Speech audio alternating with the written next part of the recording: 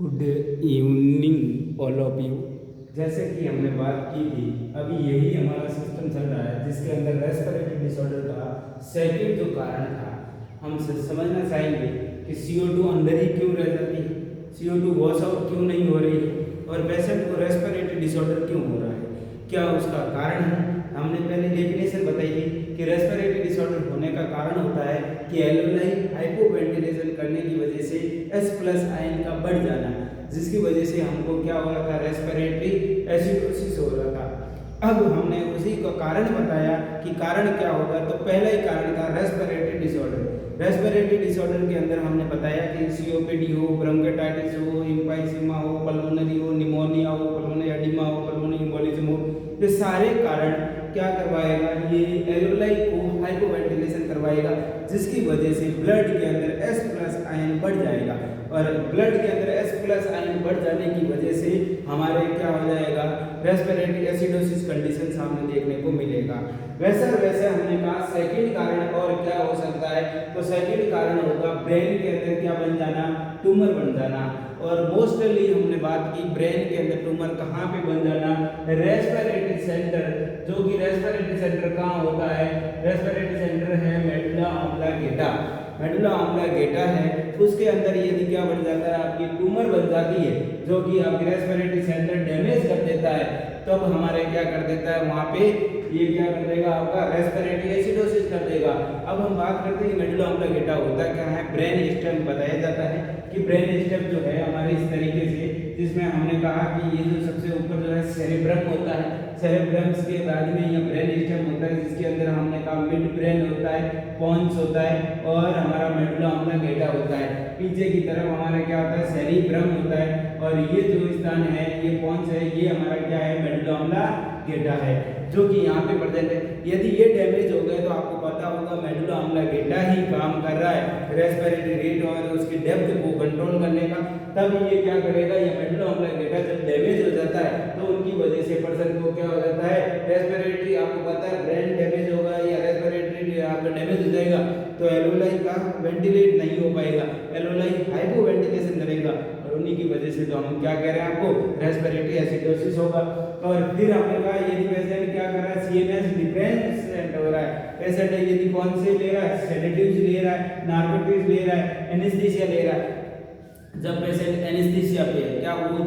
Speed से सांस ले पा रहा है, क्या वो पेशेंट जब वो नार्कोटिक्स आपका अफीम ले रहा है, वो ऐसे नार्कोटिक्स ले रहा है या सेडेटिव्स ले रहा है, तो उस पेशेंट की तरफ से वेंटिलेट नहीं कर पाएगा। जब वो स्पीड से वेंटिलेट नहीं कर पाएगा तो CO2 सारा का सारा आपके लंग्स के अंदर ही बढ़ जाएगा, ब्लड के अंदर बढ़ जाएगा और उसी कंडीशन को तो हम क्या कह रहे हैं, रेस्पिरेटरी एसिडोसिस कह रहे हैं। अब यदि मान लीजिएगा किसी कारणवश पेशेंट को यदि रेस्पिरेटरी डिसऑर्डर हुआ या CNS डैमेज हुआ या फिर आपका ये CNS डिप्रेसेंट ड्रग्स भी ले रहा है, उनकी वजह से कंडीशन क्या होगी, रेस्पिरेटरी एसिडोसिस होगी। इसका मतलब ये होता है कि यहाँ पे आप देख सकते हैं पीएच क्या हो गई, कम हो गई और हमने कहा पीएच कम हो गई, बाइकार्बोनेट यहाँ पे ठीक है कम है, लेकिन यहाँ पे ध्यान रखना बाइकार्बोनेट का अभी तक कोई लेना देना नहीं, लेकिन CO2 क्या हो गया, बढ़ गया है। तो CO2 यदि बढ़ रहा है तो वहाँ पर यदि से ये बाइकार्बोनेट नॉर्मल होगा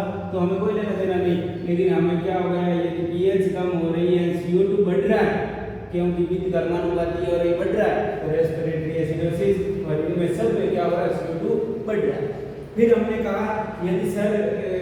यदि हमारा CO2 बढ़ रहा है, H+ आयन बढ़ रहा है, रेस्पिरेटरी एसिडोसिस हो रहा है, तब हमको सिम्टम्स क्या देखने को मिलेगा, कैसे पता चलेगा। तो सबसे पहले आपको पता होगा हमारी एल्वेलाई क्या करेगी, हाइपोवेंटिलेशन करेगी। तो सबसे पहले ही ये क्या कर रही है, हाइपोवेंटिलेशन कर रही है। अब हाइपोवेंटिलेशन कर रही है, तब मैंने आपको पिछले वीडियो में क्या बताया था कि पोटेशियम का एक्सचेंज करेगा। अब यदि एसिडोसिस कंडीशन है तो हमारे बॉडी के अंदर क्या हो जाएगा, हाइपोकैलेमिया हो जाएगा, ब्लड के अंदर पोटेशियम बढ़ जाएगा। और यदि हम बात करते हैं इरेगुलर क्या होगी, आपकी पल्स और कार्डियक डिसरिथमियाज होगा, इरेगुलर आपकी पल्स होगी, कार्डियक डिसरिथमियाज होगा और पेशेंट को क्या हो जाएगा, ड्वार्सिनेस होने की कंडीशन देखने को मिलेगी। पेशेंट को डिजीनेस होगा, डिसओरिएंटेशन होगा, सीजर और कॉमा के अंदर जाएगा पेशेंट और हाइपोवेंटिलेशन और बारम और प्लस स्क्रीन होने लगेगी, जिसकी वजह से पेशेंट के अंदर सारे के सारे सिम्टम देखने को मिलेगा। देखो पेशेंट को जब भी ऐसी कंडीशन होगी रेस्पिरेटरी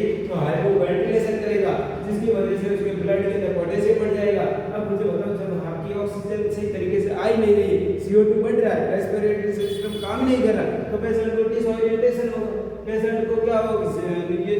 रेस्पिरेशन होगा, डिजीनेस, चक्कर आने लगे, डिसओरिएंटेशन होने लगा, उसको पता ही नहीं है मैं हूँ कहाँ पे, सीजर होने लग सकता है क्योंकि आपके कहाँ जा रहा है, कम जा रहा है, और ये हाइपोटेंशन या वायरल स्किन आपको देखने को मिल सकता है। अब हम कहते हैं उसका पता कैसे लगेगा, डायग्नोसिस कैसे करेंगे, तो चलिए डायग्नोसिस पे मैंने आपको बताया क्या देखोगे आप, EBG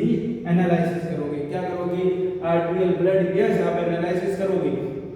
तो आपको क्या देखने को मिलेगा, PS कम मिलेगा, CO2 क्या मिलेगा, बढ़ा हुआ मिलेगा। जब PS कम मिल रही है, CO2 बढ़ा हुआ मिल रहा है, दैट कंडीशन पेशेंट किसका है, रेस्पिरेटरी एसिडोसिस का है। और जब हम बात करते हैं इनका मैनेजमेंट, तो मैनेजमेंट क्या करोगे, जो कारण है उसी का पहले इलाज करिए। कारण क्या, रेस्पिरेटरी डिसऑर्डर हो सकता है, या आपका ब्रेन डैमेज हो सकता है, ब्रेन ट्यूमर हो सकती है, या CNS प्रेजेंट है, उनको ठीक कर दीजिए, रेस्पिरेटरी अपना सही हो जाएगा। फिर भी ठीक नहीं हो रहा तो सपोर्टिव मैनेजमेंट जैसे सेमी फॉलर पोजीशन। मैं आपको बता दूं रेस्पिरेटरी डिसऑर्डर के अंदर सारे के अंदर मोस्टली आप फॉलर पोजीशन दीजिए, सेमी फॉलर या फॉलर पोजीशंस का उपयोग करते हैं। हम क्या करेंगे, एयरवे सक्शनिंग करेंगे, क्या पता एयरवे के अंदर जैसे अस्थमा है या उनके अंदर है या ब्रोंकियस है, ब्रोंकाइटिस हो गई है या म्यूकस अंदर चला गया, तो एयरवे को हम क्या करेंगे, पहले सक्शनिंग करेंगे, फिर हम ऑक्सीजन क्या करेंगे, डिलीवरी करेंगे, ऑक्सीजन की डिलीवरी करेंगे, और CO2 हम हाइड्रेशन करेंगे,